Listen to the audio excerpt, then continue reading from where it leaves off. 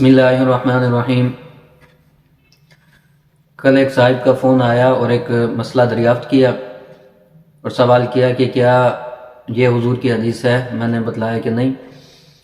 آج دوبارہ ان کی کال آئی اور بتلایا کہ میرے دوست نے یہ اسٹیٹس لگایا تھا، تو میں نے انہیں بتایا کہ ایسی کوئی حدیث نہیں ہے۔ تو انہوں نے جواب دیا کہ پھر کیا ہوا، اگر حدیث نہیں ہے تو اس سے کیا فرق آتا ہے۔ تو دوبارہ انہوں نے اس لیے کال کی کہ کیا ہم ایسے حدیث لگا سکتے ہیں جو حضور کی نہ ہو۔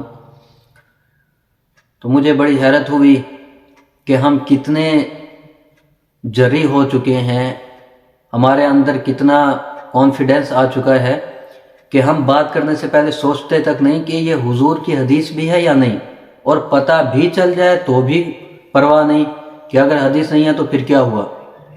یہ شرم کا مقام ہے ایز اے مسلم کہ ہم حضور کی حدیث کو سن کر پھر یہ کہہ دیں، پتہ چل جائے کہ یہ حضور کی حدیث نہیں، اس کے باوجود ہم کہہ دیں کہ پھر کیا ہوا۔ حالانکہ حضور علیہ السلام کے متعلق تو اللہ رب العزت نے ارشاد فرمایا، ما آتاکم الرسول فخذوہ وما نہاکم عنہ فانتہوا۔ لوگو، جو کچھ تمہیں تمہارا رسول دے رہا ہے وہی لو، اور جس چیز سے منع کر رہا ہے اس سے رک جاؤ۔ ایک طرف ہم خود کو مسلمان کہہ رہے ہیں کہ ہم اللہ کے نبی کا کلمہ پڑھنے والے، اور دوسری طرف یہ کہ اللہ کے نبی پر بہتان باندھ رہے ہیں اور پھر اس کو گناہ نہیں سمجھ رہے۔ یاد رکھیے، اگر کوئی ایسا گناہ جس کو انسان گناہ نہ سمجھے، جائز سمجھ کر کرے، تو ایسا گناہ کرنے سے انسان اس دائرہ اسلام سے خارج ہونے کا اندیشہ ہوتا ہے مسلمان کے لیے، اور ہم اتنے لاپرواہ ہو گئے کہ حضور کے اوپر بہتان باندھ دیں۔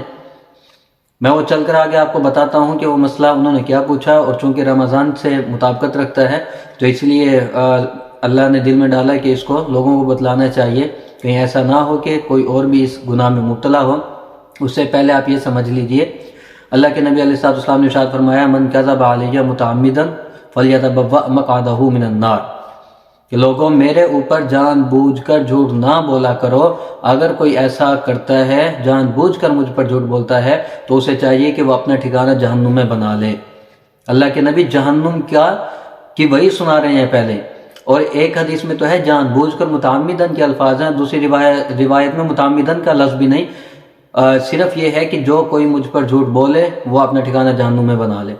اسی طرح حضور علیہ السلام نے ارشاد فرمایا، ایاکم وکثرۃ الحدیث عنی، لوگوں مجھ سے زیادہ حدیثیں روایت کرنے میں بچا کرو، کہ کہیں ایسا نہ ہو کہ کوئی حدیث جو میں نے نہیں بیان کی اور تم وہ بیان کرو۔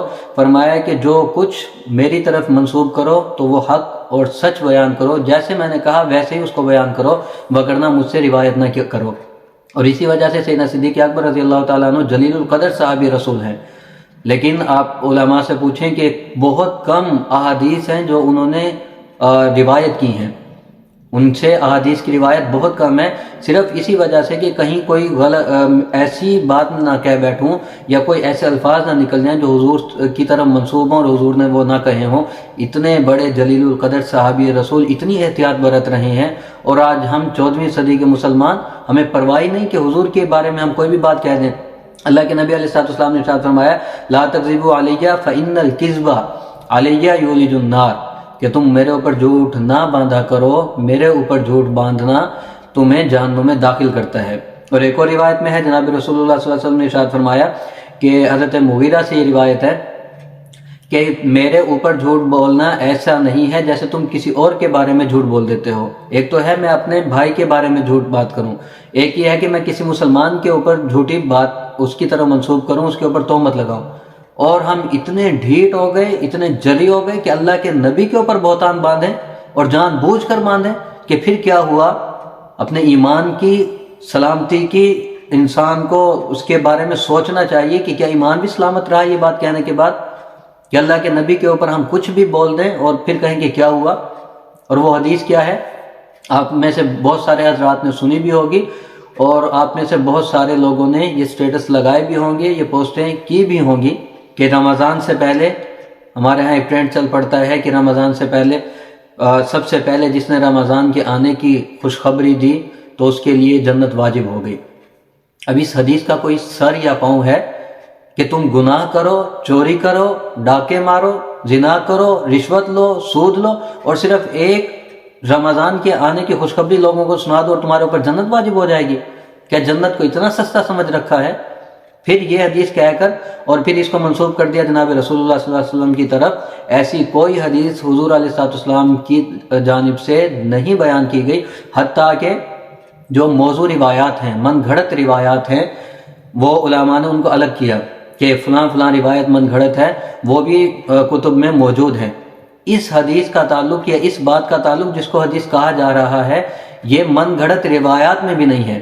یعنی ہم سے پچھلے لوگوں نے بھی اتنی بڑی جرات نہیں کی تھی کہ اتنی بڑی بات حضور کی طرف منسوب کر دیں اور پھر یہ سمجھیں کہ یہ اللہ کے نبی کی حدیث ہے. ایسی کوئی حدیث نہیں. اگر آپ میں سے کسی بھائی نے یا کسی ساتھی نے، کسی بہن نے ایسی کوئی حدیث اگر لگائی ہوئی ہے تو اس کو فوراً ڈیلیٹ کیجئے. اللہ کے نبی کے اوپر بہتان باندھنا یا اپنے آپ کو ہلاک اور برباد کر دینے کے مترادف ہے. اللہ ایسے بندے کو ہدایت نہیں دیتا جو اتنا ڈھیٹ ہو جائے کہ اللہ کے نبی کے اوپر بہتان باندھنے کے بعد اس کو گناہ بھی نہ سمجھے. دعا ہے کہ اللہ رب العزت ہم سب کی حفاظت فرمائے.